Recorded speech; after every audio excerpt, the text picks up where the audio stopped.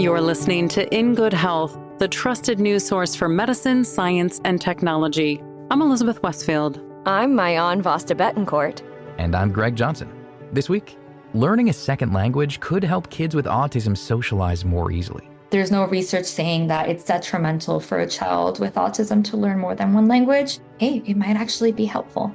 But first, a type of headache that's been described in medical literature as the worst pain a human can experience. I liken it in terms of pain intensity, which is the main factor in a cluster headache, to having your hand on a hot burner, but not being able to take it off. All that and more this week on In Good Health.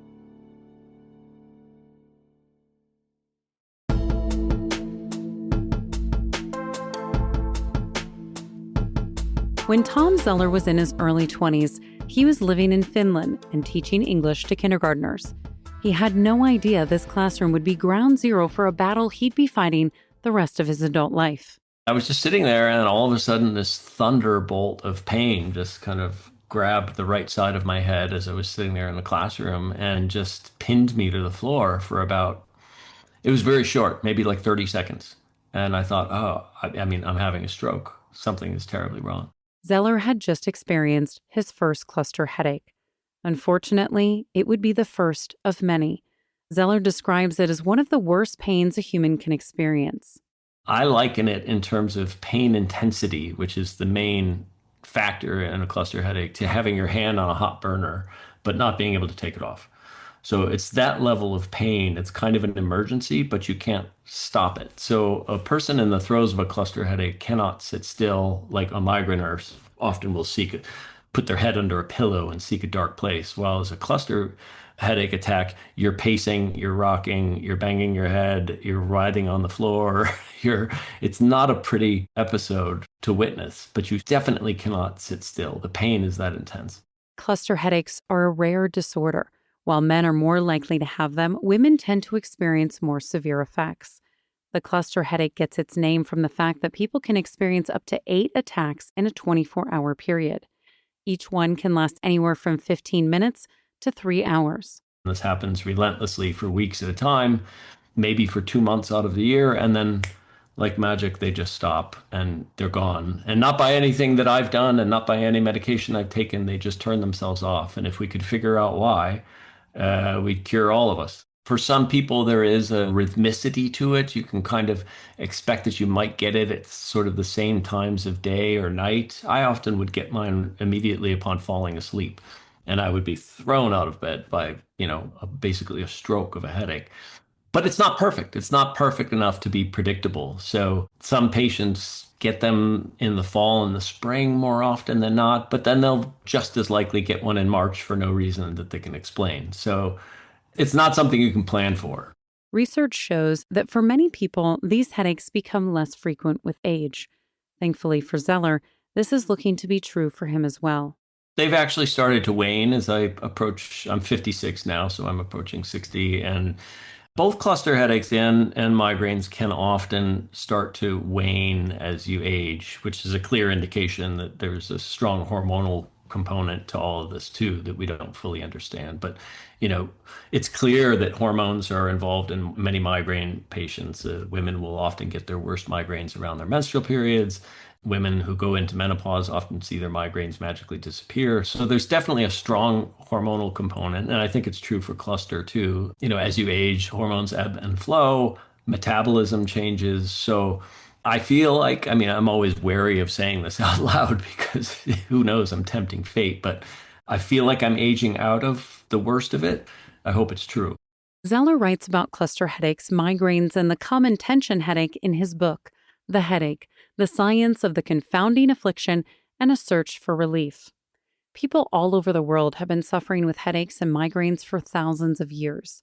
Researchers believe skulls from 7000 BC featuring a hole in the crown are evidence of healers trying to relieve their patients of headache pain. Today, up to 70% of the U.S. population experiences the common tension headache on a regular basis. 47 million Americans suffer from debilitating migraines, and over 340,000 people in the U.S. experience cluster headaches. Despite the pain being in the same area of the body, Dr. Amal Starling, says the experiences are vastly different when comparing the three. One differentiating factor that is very obvious between people with cluster headache and migraine is that in people with cluster headache, they have this physical restlessness where they have to move. So if you can look at YouTube videos of people during a cluster attack that have filmed themselves because they're wanting to share with others what it looks like to have a cluster attack because it's so severely unrecognized and underdiagnosed, even by clinicians and physicians. But you'll see that people are rocking, they're holding their head and rocking back and forth. I still remember the very first patient that I saw as a medical trainee. I was a resident having a cluster attack during one of my office visits with the patient, and they jumped up out of their chair when the attack started and they started pacing around the room. And this very kind and soft-mannered gentleman then ended up punching the wall, and their hand went right through the drywall because they had this physical restlessness that's present during a cluster attack. Starling is a headache neurologist and consultant at Mayo Clinic in Scottsdale, Arizona. Despite this burden of need for medical intervention, relatively few doctors, less than 900 in the U.S., choose to specialize in headache medicine. That's very directly correlated to the amount of funding that is available, because if there's less funding, there's going to be less scientists in that space. Starling says the disparity between the burden of care and the current federal funding for headache research has concerned headache specialists for decades.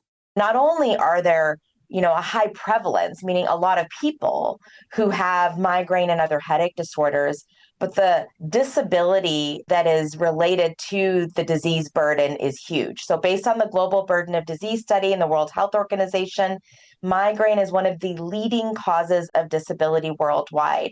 Specifically for women, migraine disproportionately affects women. 1 in 5 women have migraine.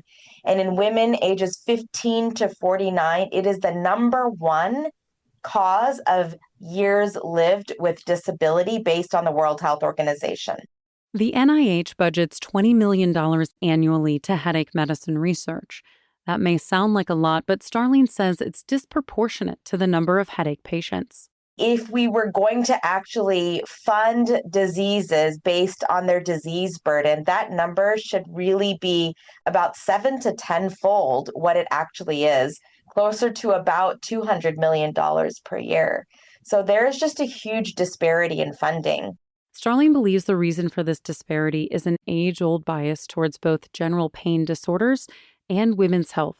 In general, pain disorders are often funded at a much lower rate than other conditions like autoimmune conditions or dementias or cancer. And then there's a lot of stigma in diseases that affect women more than men. And that's been demonstrated in, perimenstrual disorders, endometriosis, maternal mortality and health. And that same applies with headache disorders and specifically migraine, which disproportionately affects women. And while it's true that people don't die from headache pain, it's also true that those who suffer from migraines and cluster headaches experience a much higher rate of suicide compared to the general population.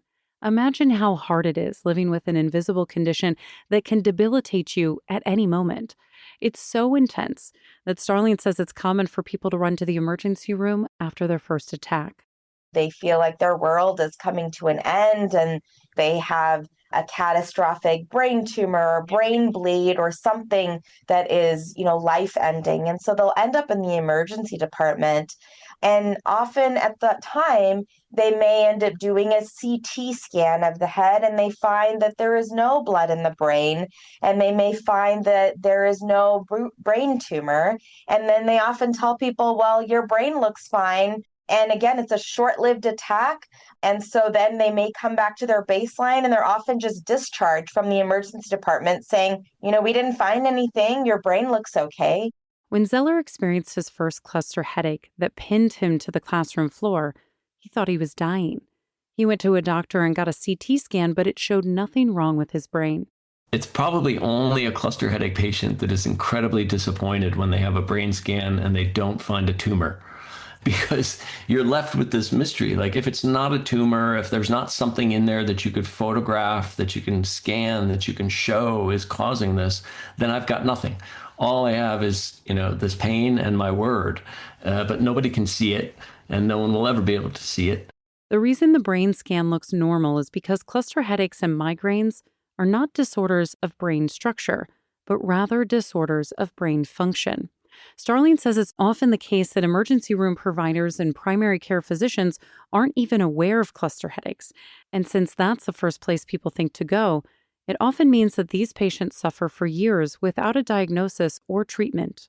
Eventually, maybe they get referred to a neurologist who is trained at providing these diagnoses. And then eventually they may get to a headache specialist that has additional expertise in treatment. So it is a long road, and we have studies that show it takes many years before cluster headache can be diagnosed. And with migraine, it often is many years before individuals receive a diagnosis as well as treatment options as well. To remedy this lack of clinical awareness, the American Headache Society has developed a program called First Contact. And we're trying to provide more education to those clinicians that are on the front line as to how to screen for these diagnoses, how to provide the clinical diagnosis, and even initial treatment options that may be effective for a large cohort of patients before they're then able to get referred to a neurologist or a headache specialist. While there's no cure for any type of headache, there are various treatments. However, Starling says personalized medicine is essential to effective treatment for all headaches. Migraine specifically, and many other headache disorders, but migraine is a genetic neurologic disorder. But it's not as simple as saying there is one gene and one gene mutation that leads to migraine. But the genetic research that we have to date identifies that there's over 100 different genes and hundreds of different genetic mutations that can lead to vulnerability to developing migraine, the genetic neurologic disease. And so that is why everyone with migraine may have a different combination of these genetic mutations on these various genes, and their migraine disease might be slightly different. Sadly, Starling says it's an area that lacks funding, which is precisely why she and other headache specialists are advocating for headache research on Capitol Hill. Their proposed bill, called the Headache Act, aims to improve prevention, timely diagnoses, access to care, and public awareness. Zeller's book, The Headache, is available now. You can find more information about Tom Zeller, Dr. Amal Starling, and all of our guests on our website, ingoodhealthpodcast.org. For more behind the scenes, follow In Good Health Pod on Facebook, Instagram, and X. Our writer-producer this week is Polly Hansen. Our lead producer is Kristen Farah. Our executive producer is Amira Zaveri. I'm Elizabeth Westfield.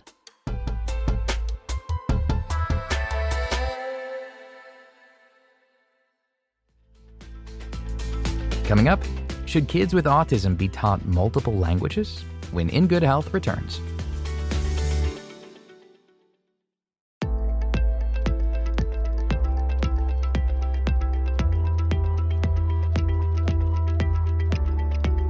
The first documented case of autism is believed to be in 1799, but it would be more than 100 years before we had any real understanding of the condition. What was at first thought to be a product of bad parenting or lack of affection is now recognized as being caused by various genetic, biologic, and environmental factors.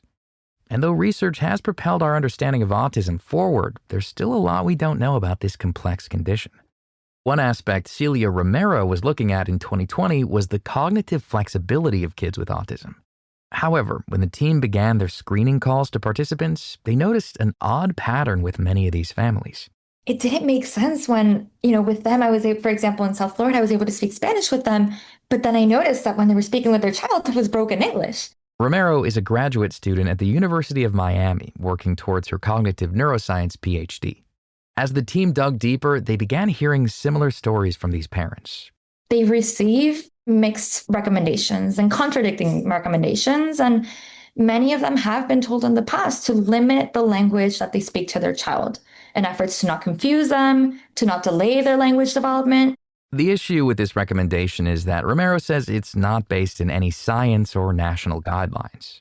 Unfortunately, because the research is pretty limited, a lot of clinicians do not have clear guidance on what specific recommendations to give, right? We always want to give evidence-based recommendations. I think there hasn't been a study that has shown that, at least to my knowledge, that there is detriments to teaching another language to a child with autism. I know in the past there has been that fear, right, that teaching more than one language to a child that's struggling to just learn one is going to delay them even more. So there has been that fear in the past, but again, there's really no research showing that detriment. And this is not a recommendation that necessarily is, I mean, hopefully it's not something that's being given today. It's not as common, but a lot of families do have that fear from prior confusion and fears. So while learning multiple languages hasn't been shown to cause harm, what could be damaging is the recommendation to actively avoid teaching kids with autism a second language.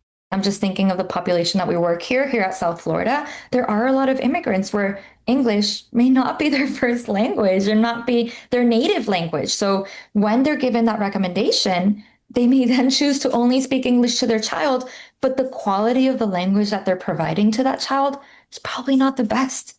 And and especially if you think about other family members that they might only know the other language, right? Not English.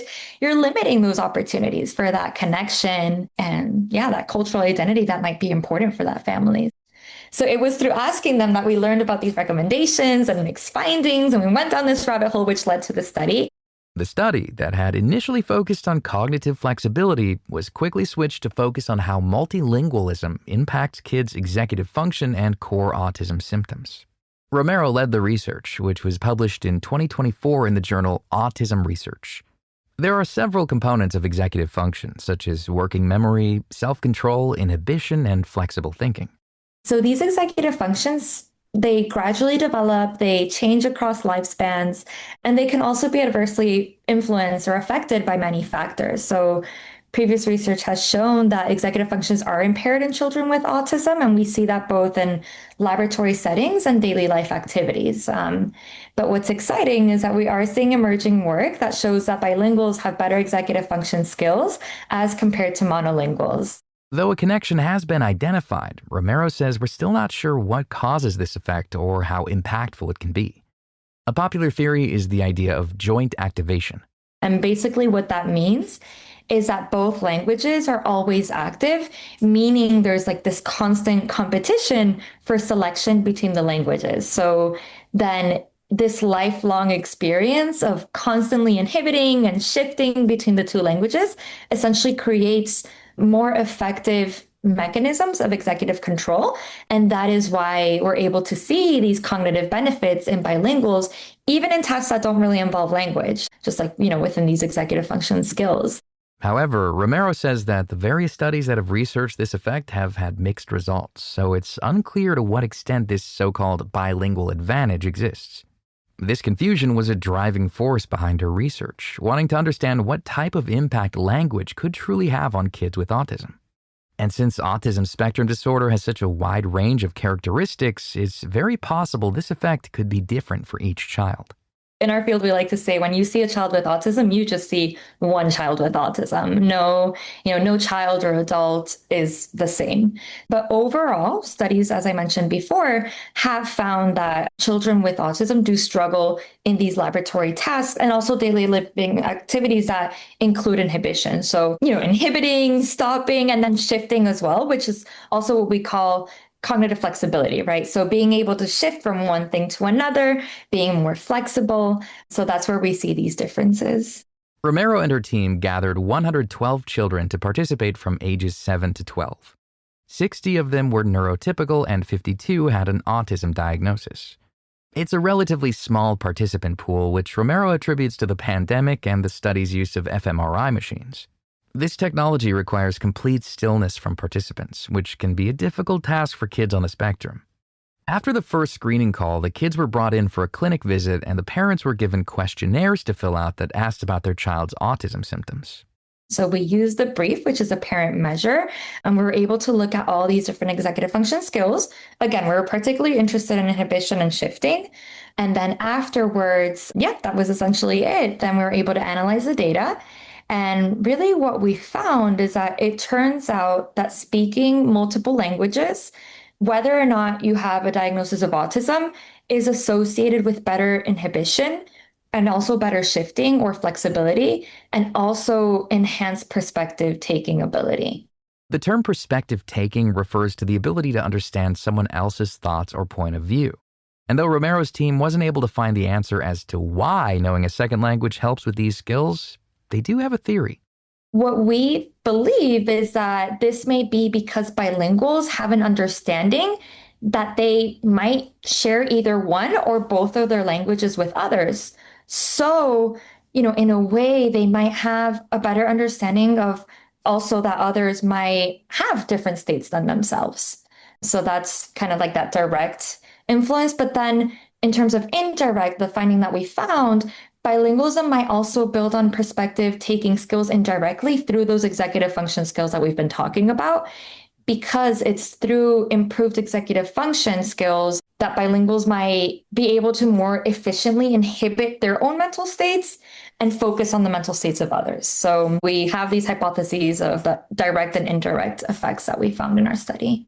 Romero says that this enhanced executive functioning and perspective taking can transform everyday tasks for these kids and give them more opportunities for skill building and social connection. And maybe more importantly, this research is completely debunking the long-held fears that learning multiple languages can be harmful to kids with autism.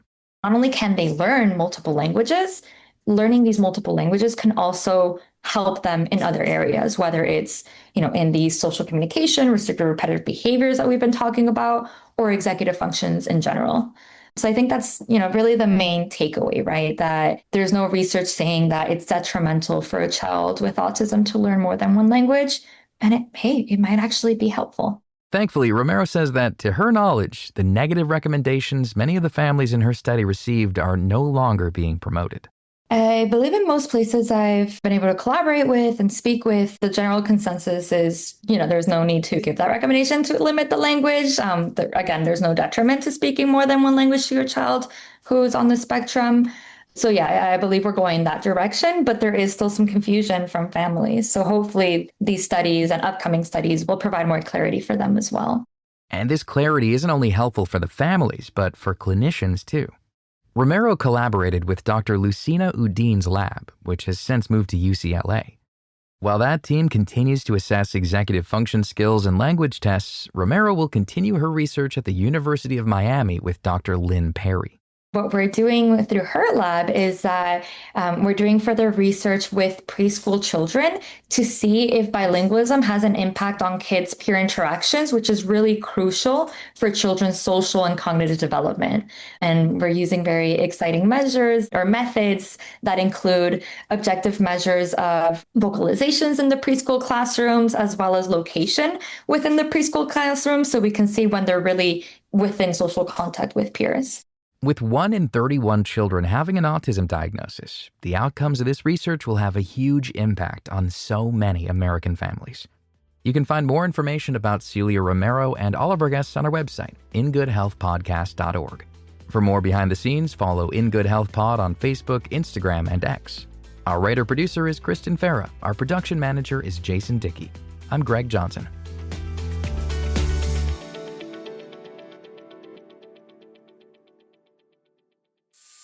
In Good Health returns in just a moment. Medical notes this week. The hidden dangers of your vape. While e-cigarettes are marketed as a less harmful option to the traditional cigarette, you're still most likely causing long-term damage to your body. New research in the journal Frontiers in Toxicology reports that 2 toxic chemicals are generated when vaping liquids are heated. Both toxins disrupt essential cell function and can cause long-term injury to your lungs. Which exercise is best for your health? You may think running is the best choice for getting healthy, but when it comes to preventing diabetes, that may not be the case. Early research in the Journal of Sport and Health Science reveals that resistance exercises like weightlifting are more effective at improving glucose tolerance and lowering insulin resistance. It was also better at reducing subcutaneous and visceral fat compared to cardio. Why you may want to spend more time on your phone. Researchers are looking at creating an app that passively collects user data as a tool to assess mental health.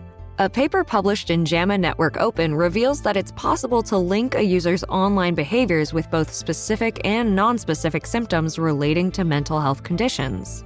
While this won't be able to replace treatment, it will help clinicians make better diagnoses and treatment recommendations. And finally, you need to be eating more fiber. Here's how.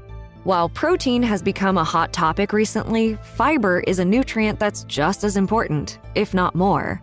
It helps digestion, promotes a healthy gut microbiome, and reduces your risk of developing cancer. The USDA recommends between 22 and 34 grams of fiber each day. Fiber supplements can help, but consuming real foods like apples, avocados, beans, and broccoli is the best option. And that's Medical Notes this week. I'm Mayan Vasta Betancourt. Thank you for joining us this week and every week as we break down the science stories you need to know.